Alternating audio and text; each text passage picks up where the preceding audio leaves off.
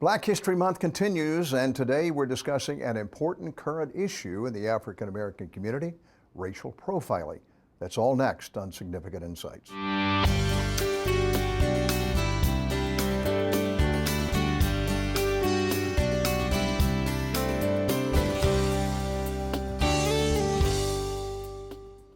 Hello, welcome to the program. This is week 3 of our month-long series celebrating Black History Month. In weeks 1 and 2, we looked at the past. Today and next week, we're talking about a current matter of concern in the African American community, and that issue is racial profiling in regards to law enforcement. Now, this issue has been front and center recently with the death of Michael Brown in Ferguson, Missouri. In today's program, we're hearing your stories, some that took place years ago and others that took place recently. But together, they form the lens through which a lot in the African American community view those in law enforcement. To those inside the community, these stories will be very familiar. To those outside the community, as you listen, try to place yourself in the shoes of the storytellers. Dr. Martin Luther King said, if we don't live together as brothers and sisters, we're going to die as fools. Well, today, our goal is simple. Let's listen and learn from each other. My name is Bishop Charles Phillips. I live in Aurora, Illinois. I'm the president of the Fox Valley Christian Ministerial Alliance, a clergy association in Aurora. I also pastor New Covenant Full Gospel Church. I own a small business and I'm also a landlord. My name is William Small. I live in Aurora, Illinois. I actually own a talent management company. The company is Jazz Perspectives. My name is Walter Blaylark. I'm the pastor of Cold Temple, which is in Ford Heights, Illinois, and the pastor of Living Gospel Church of God in Christ, which is in Elgin, Illinois. My name is Rosemary Jennings. I live in Aurora, Illinois. I spent 18 years working for the City of Aurora Youth and Sports Activities Department. I am retired. My name is Mike Neal. I live in Sugar Grove. It's a suburb, western suburb of Chicago, about 40 miles west of Chicago, Illinois. I have several careers, several professions. First of all, I own a business, small business owner. I own a martial arts school for about 35 years now, and the school is called Mike Neal Traditional Martial Arts. I also am a pastor of a local church, Word and Worship Christian Church in North Aurora, Illinois. And thirdly, I am a professor. I teach at the doctoral level at United Theological Seminary in Dayton. You know, right now, the black community as a whole, the United States black community, most black people feel like that we are under siege in the sense of this, that if we do something just hesitating to do something that is out of the norm, that we're going to be killed. I spent a lot of my childhood primarily in the St. Louis and East St. Louis area. I grew up about 20 minutes from Ferguson, Missouri. My mother, who actually lives with us now in Aurora, lived in the apartment complex directly next to where the young man was killed. To think about my time in St. Louis, specifically North St. Louis, which is about 15, 20 minutes from Ferguson, there was always a very negative connotation. It was not uncommon at all for those areas to be, somewhat hostile to minorities. Being physically assaulted, that was not out of the question whatsoever. If you're from that North St. Louis area, or for many blacks who are familiar with St. Louis, we grew up understanding there were two different systems in place. And many times, unfortunately, those systems didn't represent or support blacks well. With regards to police relationship with black people, I find it troubling because many times it seems that they're distrusting of black people, even though the black person may be the victim in the case. I've had quite a few cases where I've been profiled by police officers over my lifetime. It's part of who I am now to have to deal with that. And raising my children, having to teach my 4 sons that one of the main dangers that they have in life is angering a police officer. And so I've had enough incidents like that it's central to kind of how I live and how I deal with that type of authority. Last 10 or 15 years, I have surely been racially profiled. I have had police officers from Elgin to Aurora, even in the city of Chicago, have pulled me over and said that I just this year, I had an officer to pull me over and said that the reason that he stopped me, I asked the officer, why'd you stop me? It was early this year in February or March. Asked me I asked the officer when he stopped me, what was the problem? And he said, well, I saw your cars over the line. We've been having people who at this particular hour driving drunk, and we want to know, I need to see your license. I need to see your registration. Show my license, show my registration. And when he came back to the car, he said, well, I'm going to give you a warning. I said, give me a warning for what? He said, because you was going zigzag over the line. I said, officer, I've been living in this neighborhood almost 37 years. I said, I don't drink. I said, I'm just coming back from a fellowship meeting in Chicago with other pastors. So I'm really confused. You know, did you really see my car going over the line? Well, he said, I could give you a ticket, but I'm going to just give you a warning. I said, well, officer, you giving me a warning for what? I need to know what I'm doing, so I won't do it again. No, he said, I told you what you was doing. I said, officer, I'm sorry. I have to disagree with you. I did not go over the line. So he gave me a warning and said, next time, I'll give you a ticket, if I see you doing this.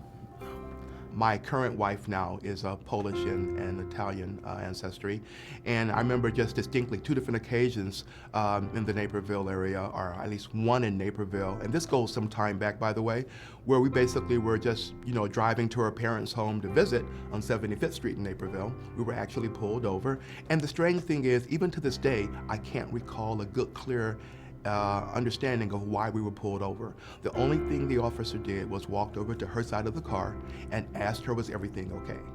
And she said yes, and we asked, officer, is there a problem? Is something wrong? What's the matter?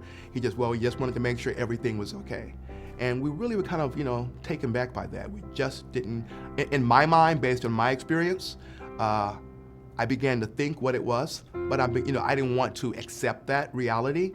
There was one incident when I was working that I was pulled to the side of the road by a policeman in the morning, and I pulled over when I was flagged to pull over, and I didn't know what I was pulled over for because I wasn't speeding or doing anything to break the law according to what I understood. So when he pulled me over, he did not tell me what he was pulling me over for.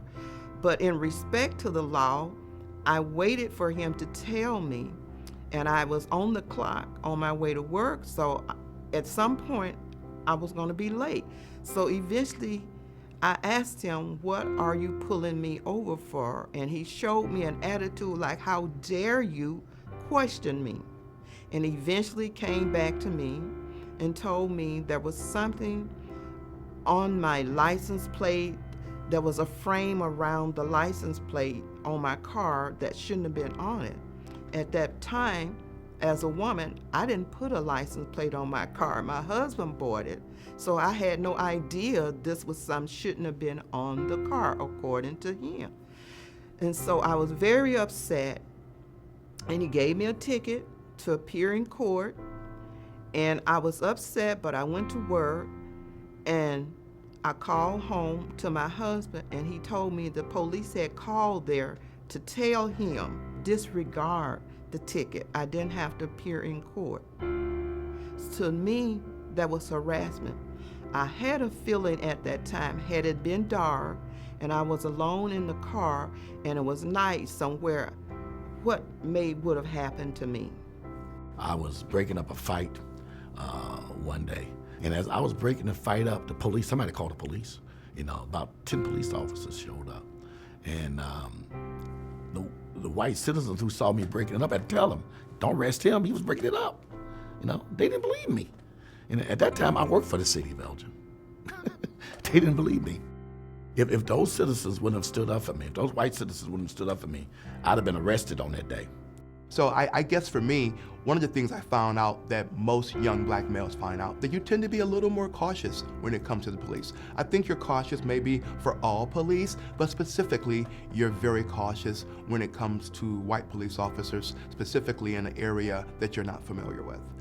Because you just don't know, you just don't understand if they're going to be someone who's going to be fair with you about what's transpiring, or if it's someone who basically is going to have an agenda already. And it's sad that that happens. I think as I get older, I tend to give individuals the benefit of the doubt first. But I can't lie and say that when I'm pulled over sometimes, be it for speeding or a light's not on or something, in the back of my mind, I'm hoping this does not become a racial issue. There's more stories when we return, so stay tuned. His response to me was that they were proactive and that they didn't wait for crime to happen, but that if something looked suspicious, they looked into it before the crime happened.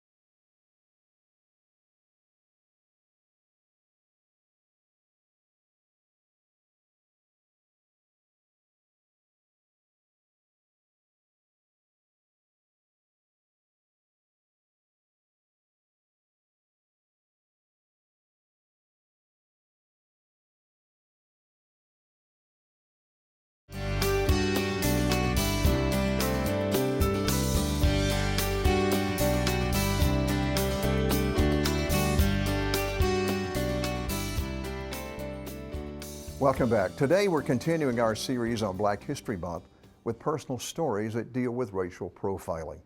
Next week, we'll continue the conversation with a former chief of police who will give us his perspective from law enforcement and also as being an African American. It'll be a unique perspective on this topic. Right now, let's continue with your stories. When I was living in Naperville, Illinois, I worked for AT&T Bell Laboratories. That's where I retired from as a software engineer. I worked night shifts and did lab work at night a lot of times, and afterwards I would go home.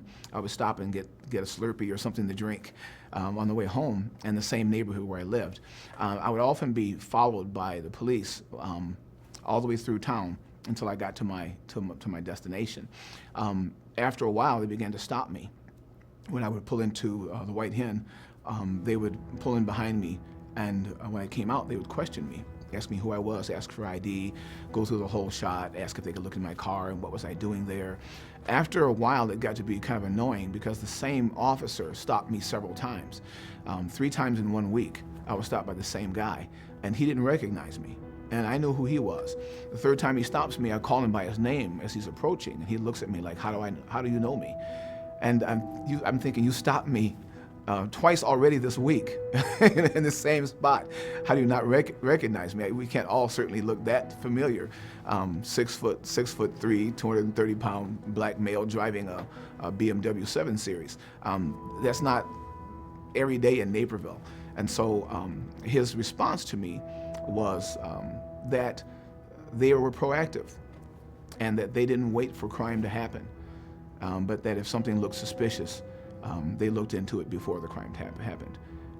Well, I believe that the last experience, which happened just a few months past, was racially motivated. In this particular instance, the officer approached me. They were on my property at the church, and I came onto the property doing some maintenance work at the back of the property, and I noticed them on the property as if they were looking for something. And so finally they came over to me and asked me who I was or something to that effect. But they were being very aggressive, so I told them I was the pastor of the church and the owner of the property. And so they then began to tell me that there's been some incident that occurred on the street and the person that ran onto the property. And they were looking for gun casings or something to that effect. And so they wanted me to participate in a trespass agreement with them.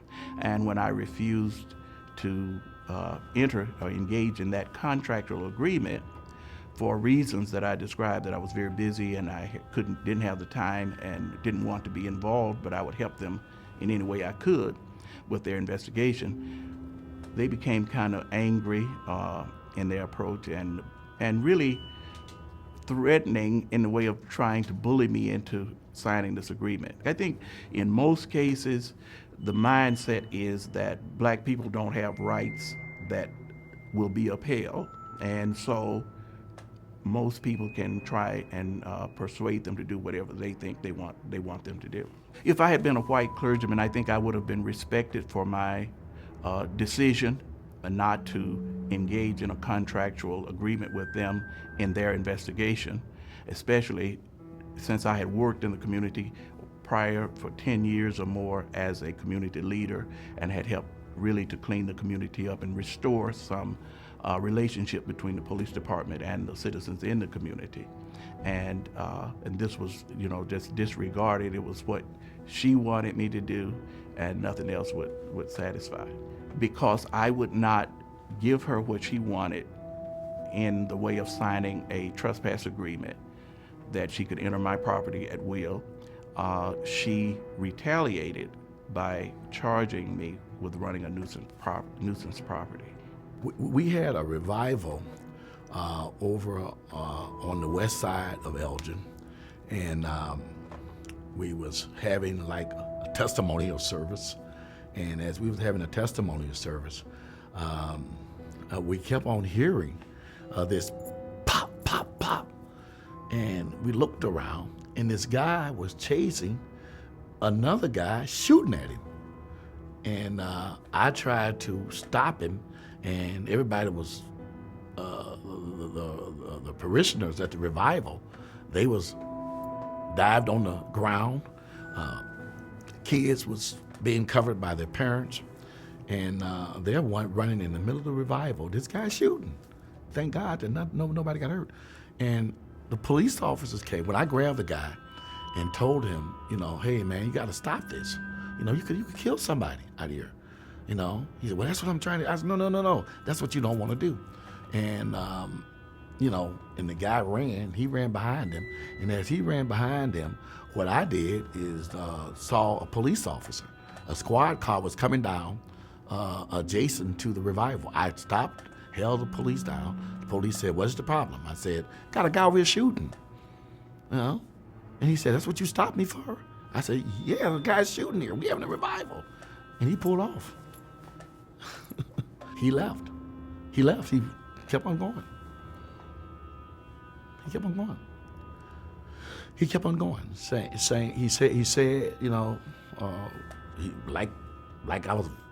like it was a fictitious tale or something, like I was making this up. He left. And you have a choice of how to engage these types of issues, these social issues. You can either kind of step away and not do anything. You can kind of betray yourself in terms of what you ought to be doing, and kind of be a turncoat and go against your own position, like some people do. You can engage it, or you can have rage. And I think that the assumption is often that we're going to have rage. That's what gets the airtime, is when the people who are powerless respond with rage. But the fourth option is to engage, and I choose to engage the situation and learn from it and grow from it, and then teach. Thanks to all my guests for taking the time to share their stories with us. And of course, this program is just one part of the conversation about racism and law enforcement. Conversation is important to all of us. Next week, William Powell, former Chief of Police of Aurora, Illinois, is my guest, and we'll continue talking about this critical issue. As we go to a break, Pastor Walter Blaylock talks about the proper Christian response to racism. When I was in the South, we was taught to love white people. Do not hate them. Do not hate racist white people. Love them. No, they're doing it out of ignorance. They don't understand. We was taught that. So, that's the same thing I teach my parishioners. Love people. Love those people who are less tolerant with us. And we teach that. And when we talk about love, we talk about agape love. Love that you're willing to love because Jesus said love. Not the feeling. We ain't talking about you gotta feel the love. The agape love. The agape love. Jesus and God, they will themselves to love us. It was their will, free choice to love us, despite and in spite of ourselves, with all toleration. So we have to do the same thing. I teach that. Teach it very strongly.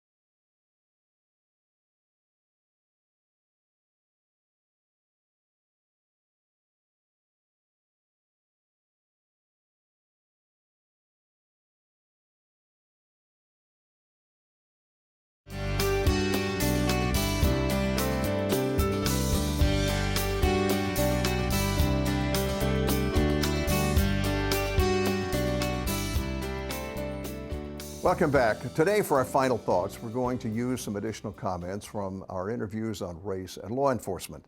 This comment comes from Dr. Mike Neal, pastor of Word and Worship Christian Church in Aurora, Illinois, and he was responding to the question, what will it take to change? In terms of what it'll take to change, I'm not a skeptic, but I believe that the problem is a spiritual problem. And so I don't believe that we're going to come up with carnal answers to fix it. I believe that this is part of our fallenness. This conflict that we have with men and women, with the old and the young, with black and white, with Hispanic, and all the conflicts we're dealing with are part of our fallenness. And we're all suffering from it. And to point at someone else's brokenness and fallenness while ignoring our own is really more of the same. And so what we're called to do is to allow God to change us from the inside and allow the Spirit to work within us as individuals and as a community and change how our surroundings are, change how we respond to the fallenness of men. We can't make men stop being fallen, but we can change our response to it. And Christians who respond in love are making a bigger impact than Christians who respond in a way you can't tell. Road rage, Christians in road rage is the same as anybody else in road rage. Who can tell?